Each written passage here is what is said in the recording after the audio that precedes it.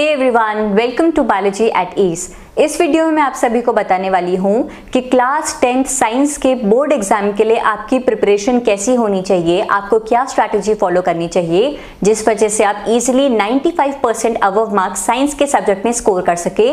मैंने अपने class 10th के बोर्ड एग्जाम में 10 CGPA स्कोर किया था इन साइंस, तो मैं आपको बताऊंगी कि मैंने क्या टिप्स फॉलो करे थे जिस वजह से मैं इजीली बहुत आराम से बहुत स्ट्रेस फ्री होके प्रिपेयर कर पाई और अच्छे मार्क्स स्कोर कर पाई।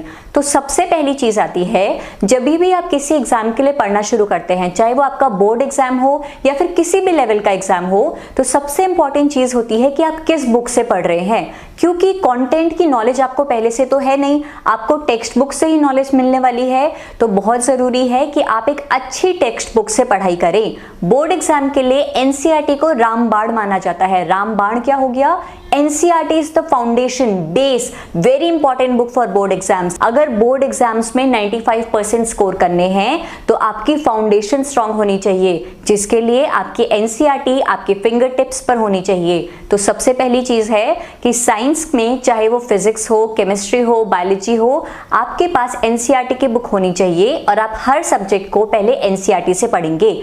फिर बात आती है रेफरेंस बुक की। एनसीईआरटी में मानती हूं कि हर इंफॉर्मेशन बहुत ब्रीफ में दी हुई है, आप डिटेल में किसी चीज को नहीं पढ़ सकते। तो आप क्या करेंगे, आप किसी भी टॉपिक को, सपोज मैं साइंस का टॉपिक ले लेती हूँ, बायोलॉजी का फोटोसिंथेसिस टॉपिक ले लेती हूँ, मैंने उसे क्या किया, पहले एनसीईआरटी से पढ़ा, एनसीईआरटी से वो मुझे अच्छे से समझ नहीं आया, अब मैं क्या करूंगी, उसी फोटोसिंथेसिस टॉपिक को रेफरेंस बुक से पढ़ूंगी। अब दूसरी चीज जो बहुत जरूरी है वो होती है आपकी रेफरेंस बुक। जरूरी नहीं है कि मेरे फ्रेंड्स जिस रेफरेंस बुक से पढ़ रहे हैं वही मुझे भी समझ आए। बहुत सारे पब्लिशर्स अलग अलग रेफरेंस बुक पब्लिश कराते हैं, तो आपको देखना है कि आपको कौन सी रेफरेंस बुक से इजीली समझ आ रहा है, आपको कौन सी रेफरेंस बुक की वोकैब अच्छी लग रही है, इजी लग रही है। इसके लिए आप क्या करेंगे, अपने टीचर्स से पूछिए, अपने सीनियर स्टूडेंट से पूछिए कि कौन सी रेफरेंस बुक की वोकैबुलरी अच्छी है, कौन सी इजी है जो आप इजीली पढ़ सके। अगर मेरी माने तो मैंने अपने क्लास 10th की प्रिपरेशन एस चंद पब्लिकेशन की बुक से करी थी। फिजिक्स, केमिस्ट्री, बायोलॉजी तीनों के लिए मैंने एस चंद की बुक ली थी और मुझे उसके वोकैब काफी इजी लगी। मतलब एनसीईआरटी से पढ़ने के बाद जब मैं एस चंद की बुक से पढ़ती थी तो मुझे इजीली टॉपिक समझ आ जाता था। तो अगर आपको लगता है एस चंद के अलावा भी और कोई बुक है जिसकी वोकैब बहुत अच्छी है, इजीली समझ आ सकती है, तो प्लीज आप कमेंट सेक्शन में बताइए, ऑल स्टूडेंट्स की भी हेल्प हो जाएगी। मुझे जो बुक अच्छी लगी मैंने आपको अपना ओपिनियन दिया है। तो पहली चीज क्या है, आप एनसीईआरटी अच्छे से पढ़ेंगे। दूसरी चीज, आपकी रेफरेंस बुक वो होनी चाहिए जो आपको इजी लगे, जिसकी वोकैबुलरी आपको इजी लगे। अब तीसरी चीज आती है कि आप हर सब्जेक्ट की प्रिपरेशन कैसे करें, हर सब्जेक्ट में क्या क्या इंपॉर्टेंट पॉइंट्स हैं जो आपको पढ़ने चाहिए, जो कि जिसकी आप गारंटी ले सकते हैं कि हाँ ये चीज तो आएगी ही आएगी। तो मैं आपको सब सब्जेक्ट वाइज बताऊंगी। फिजिक्स, केमिस्ट्री, बायोलॉजी 3 सब्जेक्ट्स होते हैं साइंस में। शुरू करते हैं बायोलॉजी से।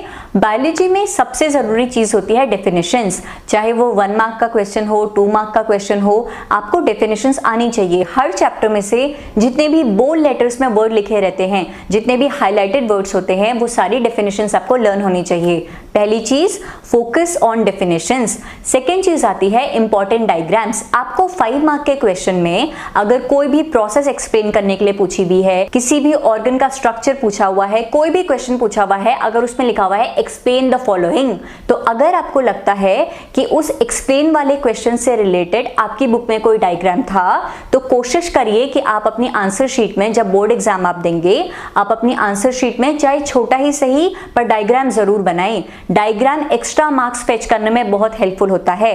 तो कोशिश करिए कि लॉन्ग आंसर टाइप क्वेश्चंस में जितना हो सके आप डायग्राम्स बनाएं और वेल लेबल्ड डायग्राम बनाएं। इससे क्या होता है, टीचर को आइडिया लग जाता है कि हाँ इस स्टूडेंट ने क्वेश्चन बहुत अच्छे से प्रिपेयर किया है और इसकी इन डेप्थ स्टडी करी है।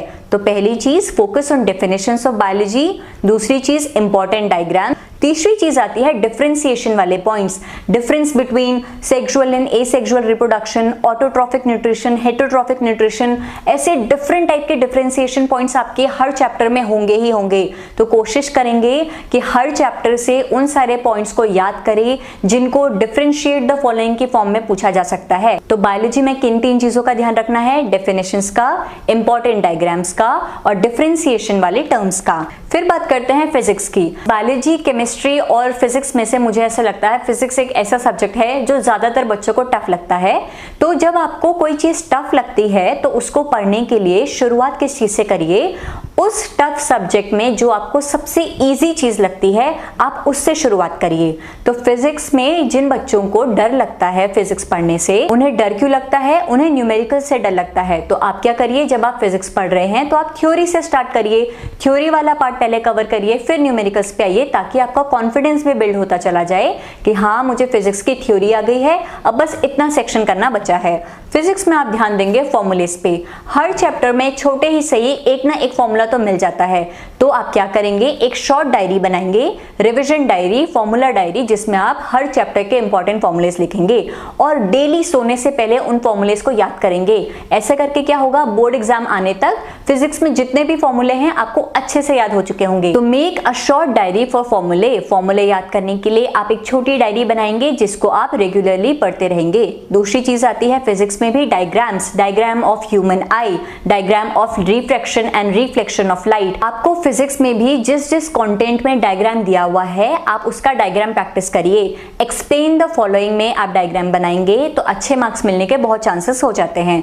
तीसरी चीज फिजिक्स में भी डेफिनेशंस आती हैं। ऐसा तो होगा नहीं कि सिर्फ फॉर्मूलेस ही पूछे जाएंगे, सिर्फ न्यूमेरिकल्स ही पूछे जाएंगे, थ्योरी भी पूछी जाती है। तो फिजिक्स में तीन चीजों का ध्यान रखना है, फॉर्मूले आपको हर चैप्टर के अच्छे से याद होने चाहिए, डायग्राम्स याद होने चाहिए और तीसरा डेफिनेशंस आपको याद होनी चाहिए। फिर बात करते हैं केमिस्ट्री की।